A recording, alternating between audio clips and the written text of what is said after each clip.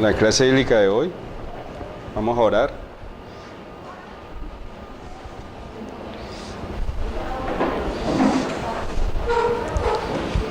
Amado y buen Dios, queremos agradecerte nuevamente por este día, por esta tarde, y queremos nuevamente colocarnos en tus manos de amor para que dirijas esta clase. Danos el privilegio de ser guiados por tu Santo Espíritu. Perdona nuestras faltas. Permite que tus ángeles desciendan también con poder y que este tema que vamos a empezar sea completamente dirigido por ti, que nos dé sabiduría y entendimiento para comprenderlo, y a la vez bendice la grabación. Permite que muchas personas puedan llegar al conocimiento de este estudio y sea para ellos un motivo de edificación, de madurez cristiana, de preparación para tu pronto regreso. Toma nuestras vidas, Señor, te lo pedimos en el nombre de Jesús. Amén.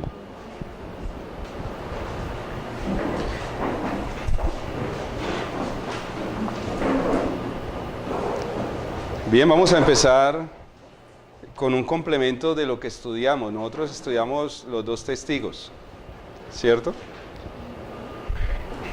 Pero antes de los dos testigos, el Apocalipsis me describe un ángel con un librito abierto, que es el Apocalipsis capítulo 10. Ese capítulo 10 y capítulo 11 de Apocalipsis están enmarcados por la profecía de las trompetas. En la quinta trompeta y en la sexta trompeta, después de la sexta trompeta se hace una pausa y empieza a hacerse una descripción del pueblo de Dios. O sea, así como en los sellos, ustedes recuerdan los sellos, después del sexto sello, en el capítulo 7, se hace otra pausa. ¿Y esa pausa para qué es? Para ver al pueblo de Dios, o sea, el campamento de Dios. Se están desarrollando los acontecimientos y entonces la profecía describe los acontecimientos asombrosos de los sellos, también la de las trompetas, pero entonces hace un paréntesis para hablar del campamento de Dios, del pueblo de Dios, del ejército de Dios, que aparece en Apocalipsis 7 como los 144,000, y en Apocalipsis 10 y 11 como los dos testigos. Hace referencia al pueblo de Dios. Apocalipsis 10 es el preámbulo de los dos testigos. Como ya estudiamos los dos testigos, Apocalipsis 10 nos va a ayudar para reconfirmar lo que estudiamos en el capítulo 11 de los dos testigos, pero también para mostrar que esos dos testigos son realmente lo que hemos interpretado que son los dos testigos, porque el preámbulo está en el capítulo 10, el ángel con el librito. El tema lo vamos a desarrollar en dos partes. La primera parte la vamos a ver hoy. Vamos a hacer énfasis en el ángel y en lo que sucede con el mensaje, porque el mensaje es revelado, pero a la vez se da la orden de que no se dé a conocer. O sea, que es algo contradictorio. Se le da el mensaje a Juan, pero después se le dice que no lo revele, que no lo escriba. Entonces vamos a analizar qué significa eso. Y en la segunda parte del tema vamos a desarrollar el librito. La primera parte vamos a hacer énfasis en el ángel y el mensaje, y en la segunda parte vamos a hacer énfasis en el librito, que es el librito que aparece a partir del versículo 8, ¿no? A partir del versículo 8 se le da la orden a Juan que se coma el librito que está abierto en la mano del ángel. Entonces, de aquí a 8 días, en la próxima clase vamos a ver la segunda parte que está a partir del versículo 8. Hoy vamos a ver solamente los 7 primeros versículos. Entonces vamos a analizar el primer versículo.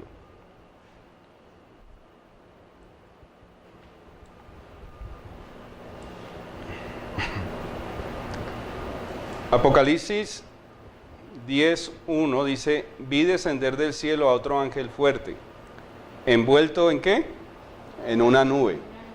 Nosotros hemos estudiado varias veces que la manifestación de Jesús siempre en los cielos, siempre es en una nube. Y alguna vez analizamos que esa nube no es una nube como nosotros pensamos que es una nube como las que conocemos. Hemos visto que cuando Él se transporta de un lugar a otro, siempre lo hace en una nube. Es como su medio de transporte, y Juan lo ve como una nube. Además tenía el arco iris sobre su cabeza, y su rostro como el sol, y sus pies como columnas de fuego. ¿A quién se les parece esta descripción? Esta descripción no es otra que el mismo Cristo, el mismo Jesús de Apocalipsis 1, como se le presenta a Juan, como lo hemos visto en las clases de escuela sabática, como se presenta a Juan. Quiero que analicemos lo siguiente: el arco iris, Apocalipsis 9, del 1 al 2. Perdón, vamos a ver primero Apocalipsis 9, del 1 al 2, ¿sí? Para contrastar el ángel que aparece con el otro ángel que está en las trompetas, ¿cierto? La quinta trompeta, aparece un ángel. ¿Quién es ese ángel? Versículo 1 al 2 dice: y el quinto ángel tocó la trompeta, y vi una estrella que cayó del cielo a la tierra, y se le dio la llave del pozo del abismo. Y abrió el pozo del abismo, y subió humo del pozo como humo de un gran horno, y se oscureció el sol y el aire por el humo del pozo. ¿Y quién es esa estrella? Está en el versículo 11. Y tienen por nombre, tienen por rey sobre ellos al ángel del abismo, cuyo nombre en hebreo es Abadón y en griego Apolión. ¿Cómo se le llama a este personaje? ¿Cómo se le identifica como un ángel? Ángel del pozo del abismo. Ángel significa mensajero. Ese ángel del pozo del abismo de la quinta trompeta es un mensajero, pero no es un mensajero de Dios. Es un mensajero que viene a dar un mensaje, pero es un mensaje falso, engañoso, que va a producir destrucción a la población. Porque al creer en él van a ser engañados y llevados no a la salvación, sino a la destrucción. Es el ángel que no promete sino muerte. Mientras que este ángel de Apocalipsis 10, ¿quién será? Ese ángel fuerte que promete vida, Jesucristo. Ahora miremos el arco iris. Y la primera vez que aparece está en Génesis 9, versículo 13 al 16. Génesis 9, versículo 13 al 16. Mi arco he puesto en las nubes, el cual será por señal del pacto entre mí y la tierra. Y sucederá que cuando haga venir nubes sobre la tierra, se dejará ver entonces mi arco en las nubes. Me acordaré del pacto mío que hay entre mí y vosotros, y todo ser viviente de toda carne, y no habrá más diluvio de aguas para destruir toda carne. Ahí habla de un pacto. ¿Qué otra palabra puede ser sinónimo de pacto? Convenio, ¿qué más? Dios ha hecho pacto con el hombre muchas veces. Y a veces para confirmar ese pacto, también lo acompaña con un juramento. ¿Ya? Dios jura por sí mismo. ¿Qué pasa con el arco iris? El arco iris era la señal de ese pacto, que nunca más iba a destruir al hombre por la furia de las aguas. Y que cada que veamos ese pacto, nos acordemos de ese juramento. ¿Ya? Pero el arco iris va más allá del pacto que hizo después del diluvio. Porque el arco iris es algo que forma parte de la gloria de Dios. Sí, cada que se ve el trono de Dios, se ve el arco iris. Y cuando Juan ve a Jesús, en Apocalipsis 1, 16, en el versículo 15 también, lo ve con el arco iris.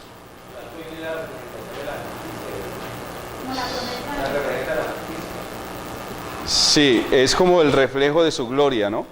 Él es luz y como siempre se transporta en nubes, podríamos decir que el arco iris y las nubes tienen una relación. Miren que aquí se ve cuando hay como una brisa o una pequeña lluvia y el sol la está iluminando, entonces se forma el arco. Es importante entender por qué se presentó así a Juan, porque era importante que Juan lo viera de esa manera. Veamos el siguiente versículo, miren lo que sucede. Tenía en su mano un librito abierto. Cuando uno ve Apocalipsis 1, vamos a mirarlo para que podamos complementar la presentación de Jesús. Apocalipsis 1, versículos 16 y 15. 1, 16 y 15. Sí. Dice que tenía en su diestra 7 estrellas, de su boca salía una espada aguda de 2 filos, y su rostro era como el sol cuando resplandece en toda su fuerza. ¿Qué se necesita para que se forme un arco iris? Sol y agua. Jesús es como el sol, es el sol verdadero, ¿no? El versículo 15 dice, y sus pies semejantes al bronce bruñido, refulgente como en un horno, y su voz como estruendo de muchas aguas. Versículo 7. ¿Y aquí qué viene con qué? Con las nubes. Estas nubes, ¿serán las nubes que nosotros conocemos?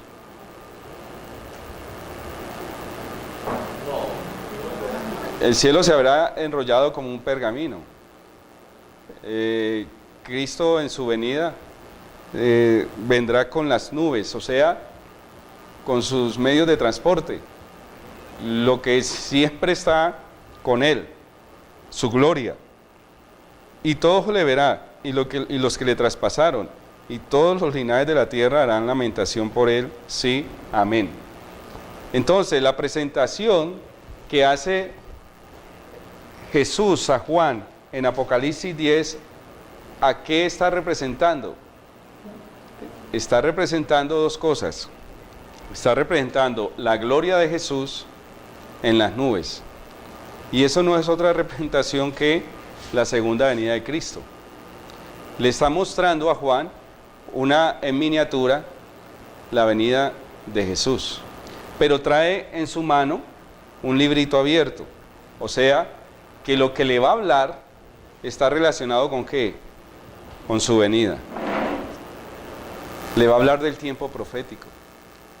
Y le va a dar del tiempo profético de su venida. Lo que va a hacer en ese momento es solemne.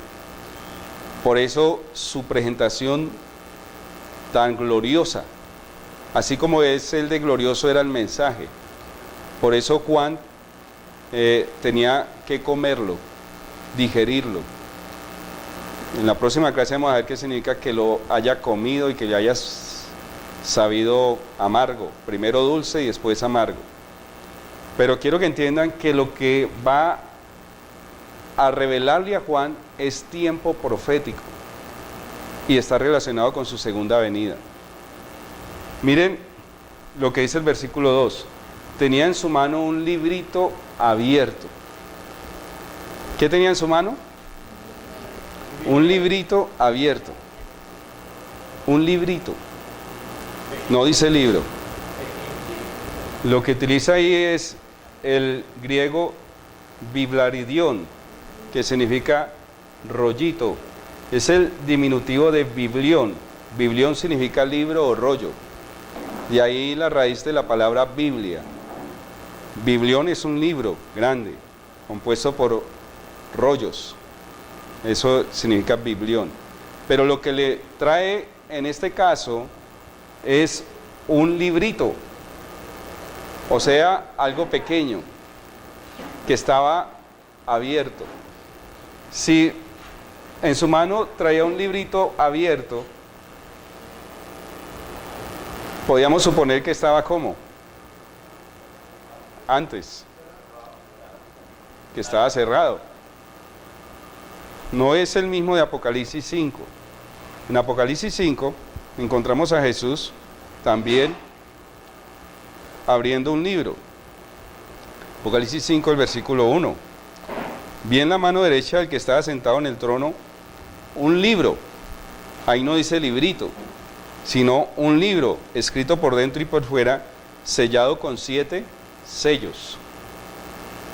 Ese libro que tiene Jesús aquí en el Apocalipsis 5 es una revelación de los 7 sellos.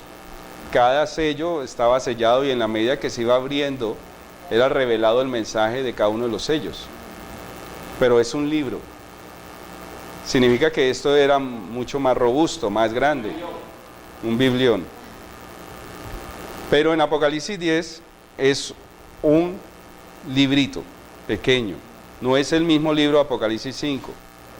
Entonces podemos deducir que lo traía abierto en su mano, o sea, lo había abierto y se lo traía para mostrárselo a Juan.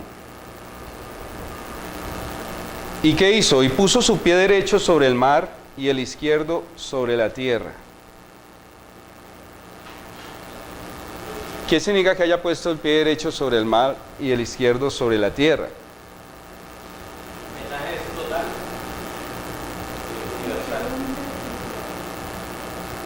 A eso, el mensaje es para los moradores de la tierra y es un mensaje global. También nos está recordando la creación. Nos está diciendo, yo soy el creador. Si ustedes quieren creer a alguien, yo soy a quien deben creer. Yo soy el dueño de todo, soy el creador. Y vengo con un mensaje. ¿Quién no le puede creer al dueño, al creador, al que nos hizo? Eso representa que haya puesto como autoridad sobre la tierra sus pies. ¿Cierto? La tierra es el estrado de los pies. Algo está sucediendo arriba en el cielo. Y Él viene a revelarlo en la tierra. Recuerdan que hemos estudiado lo que está sucediendo en el santuario. Y entonces Él le viene a decir a Juan lo que está sucediendo en el santuario. No podemos perder la idea del santuario. Siempre Apocalipsis está en el mapa del santuario. Siempre encontramos los candelabros, el altar y el arca, que nos muestran la secuencia del movimiento de Jesús como sacerdote en el santuario. Y el ángel con el librito, vamos a mirar que es un anuncio poderoso de que se va a acabar un ministerio de Cristo en el cielo y que el tiempo para terminar ese ministerio llegó, que llegó el tiempo del fin del ministerio de Cristo como sacerdote. Lo vamos a ver más adelante a profundidad, pero por eso Él tiene ese sello de presentarse como el creador, como el dueño, y que el mensaje es urgente y que debe ser dado a la humanidad entera. ¿Preguntas hasta ahí? Continuidad de la visión, es una continuidad de una visión. ¿Dónde se presentó así Jesús? ¿Cuándo Jesús se presentó de la misma manera como se presenta ante Juan en este momento? Con un pie en el mar y otro en la tierra. Y haciendo un juramento, como lo vamos a ver más adelante. En Daniel 12, ¿cierto? Daniel 12, versículos 6 al 9. Vamos a Daniel 12.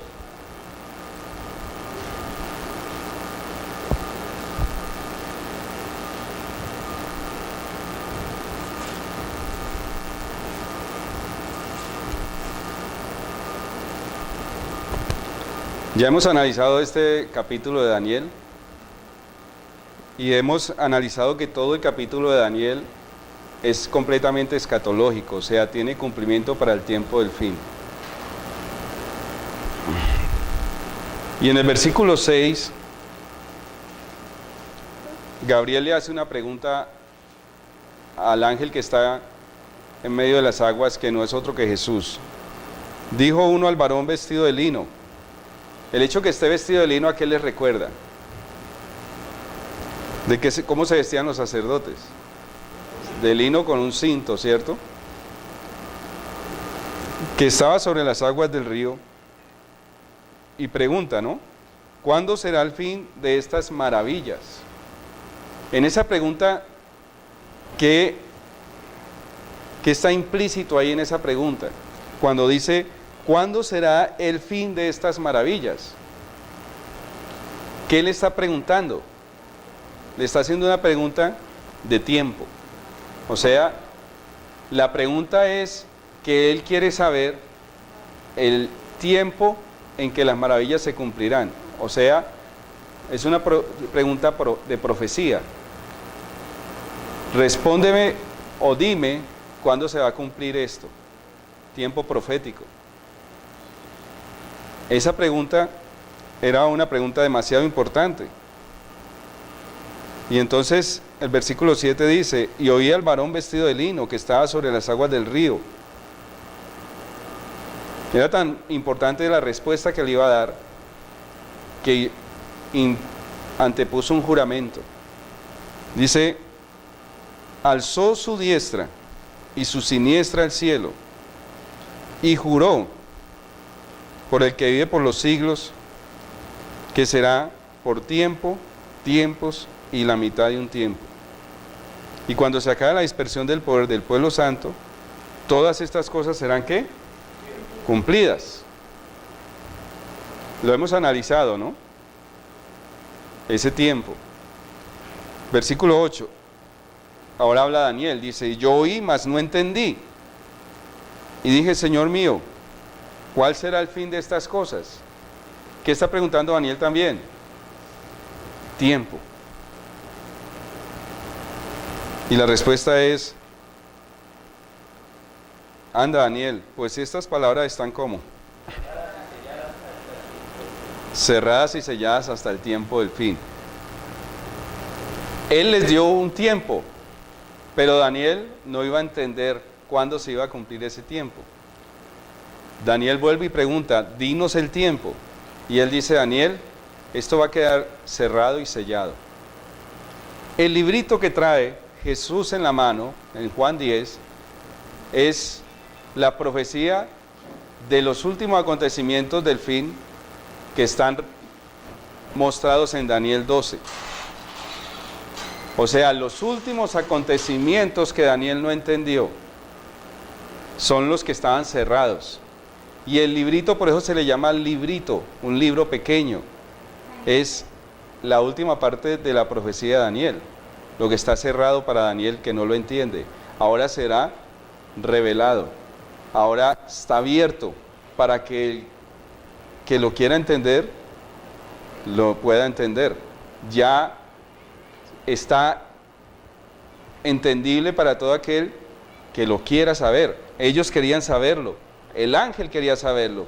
¿Hasta cuándo? ¿Cuándo se cumplirán estas maravillas? Y Daniel también. Ahora, si nosotros queremos saber el tiempo profético, ¿será que Dios no nos lo revelará?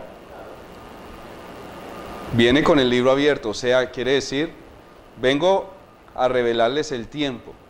Lo que no han podido entender todas las generaciones antiguas, desde Daniel hasta estos tiempos, últimos tiempos que están enmarcados en las trompetas,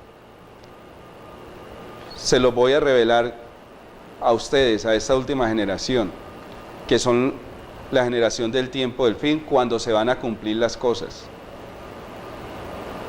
¿Me están comprendiendo? La quinta trompeta, como lo hemos estudiado, es un tiempo escatológico donde ya Satanás tendrá poder y será adorado sobre esta tierra como Jesús, como haciéndose pasar por el Mesías. Pero el pueblo de Dios, el campamento de Dios, tiene una revelación, tiene algo que decirle al mundo. y es el tiempo profético que está en Daniel 12. Tiempo profético que hemos interpretado siempre de manera historicista, como que sucedió en 1844 y que de ahí no puede ser más, pero que el Señor nos está mostrando que si está enmarcado en los tiempos finales, en medio de las trompetas, quiere decir que tendrá su cumplimiento en nuestro tiempo, momentos previos a la venida de Cristo en las nubes del cielo.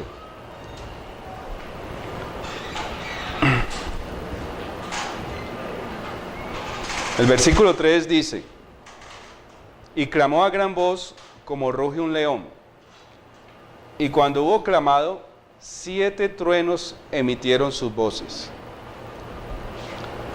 La palabra, el número 7, siempre en Apocalipsis aparece como mensajes en términos de 7 sellos, 7 iglesias, 7 trompetas, las 7 copas de la ira de Dios. Y este mensaje también está en esos términos de 7 truenos.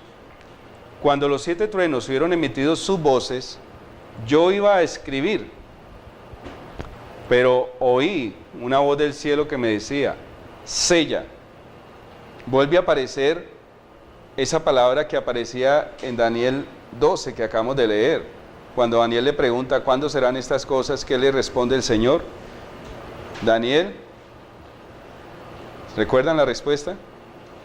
Estas palabras están selladas y cerradas. Y ahora llegó la hora de revelarlas, pero el Señor detiene a Juan y le dice, él iba a escribir, pero vuelve y me dice: sella las cosas que los 7 truenos han dicho y no las escribas. Es la misma condición de Daniel 12. Se para en medio del río, ¿cierto? Jura y da un tiempo. Y ahora se le presenta a Juan, se para entre el mar y la tierra, jura. Ahora vamos a ver que hace un juramento también. Pero, lo mismo que en Daniel, le dice que selle, que no lo revele todavía. Estas palabras dice: sella las cosas que los 7 truenos han dicho y no las escribas. A Juan se le ordena, como a Daniel mucho antes, que selle la revelación que había recibido. ¿Por qué no la debía revelar todavía? ¿Por qué, por ejemplo, a Daniel no se le reveló? Porque no era para ese tiempo. O sea, ese mensaje no era para ese tiempo que él estaba viviendo, era para después. No era verdad presente, ¿cierto? No iba a ser entendible. Y aquí a Juan, ¿por qué no se le revela también? ¿Por qué no se le permite que lo revele? A él sí se le revela, pero ¿por qué no se le permite que lo escriba?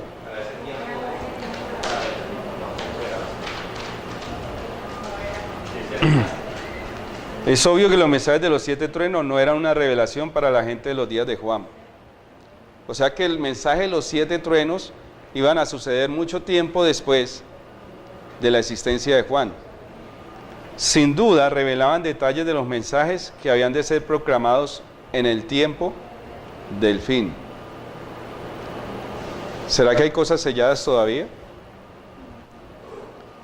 Claro, porque inclusive apenas lo estamos viendo, capítulo 10 de Daniel,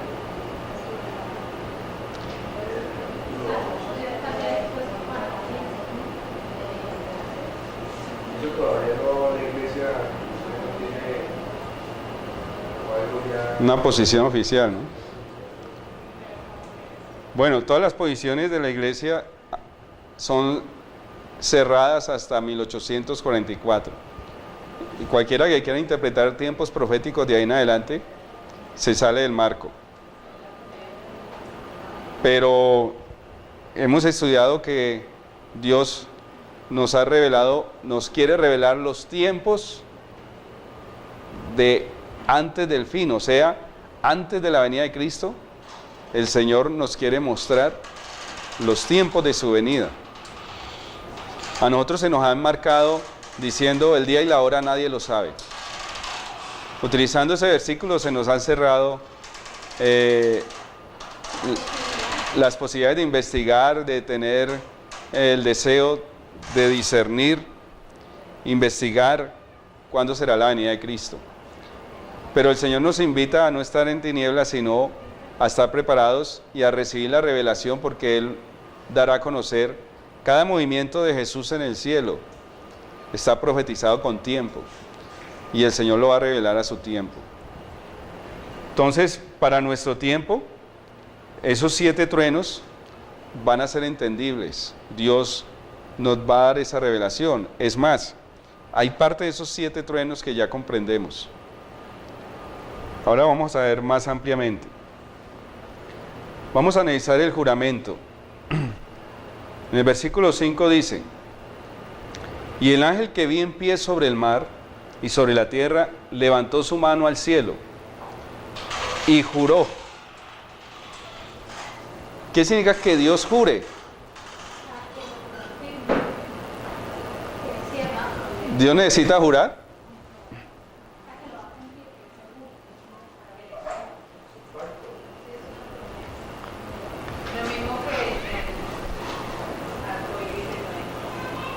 Sí, pero ¿saben por qué Dios jura? Porque nosotros somos duros de creer. Somos tan duros de creer que no le creemos ni a Dios. Por eso Él antepone juramento, porque es un mensaje para los hombres incrédulos, que no le creemos ni a Él. Pero Él se compromete y jura por sí mismo. ¿Qué jura? Dice, y juró por el que vive por los siglos de los siglos, que creó el cielo y las cosas que están en él, y la tierra y las cosas que están en ella, y el mar y las cosas que están en él. Vuelve y nos lleva a la creación. Vuelve y dice, miren, el que los hice, ¿cierto? Ustedes deben creerme a mí, que soy el dueño de todo. Y además voy a anteponer juramento, o sea, juro, como no tiene alguien superior por quien jurar, jura por sí mismo. Y dice que el tiempo no sería más. Esa es la idea principal de Apocalipsis 10. El mensaje de Apocalipsis 10 es este: que el tiempo no sería más. Vamos a mirar unos versículos de apoyo para que comprendamos este versículo. Está en Génesis 24:7. Génesis 24, el versículo 7.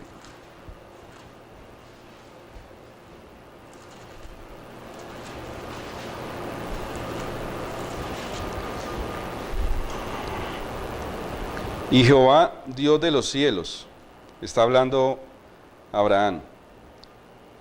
Jehová, Dios de los cielos, que me tomó de la casa de mi padre y de la tierra de mi parentela,